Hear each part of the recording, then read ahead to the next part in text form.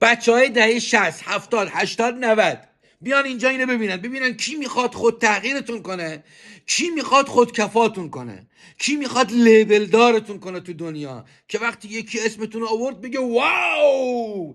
ویدیو رو نگاه کنین. دمت گرم پیج انقلابی ما. ویدیو رو نگاه کنین. رفتم پیش تیمسار نسایی، گفتم تیمسار من اینو در محل تعمیرش میکنم بدون اینکه بخوایم حملش کنیم به گوام. گفت حالا یه گزارش بنویس من ببرم خدمت اعلیحضرت.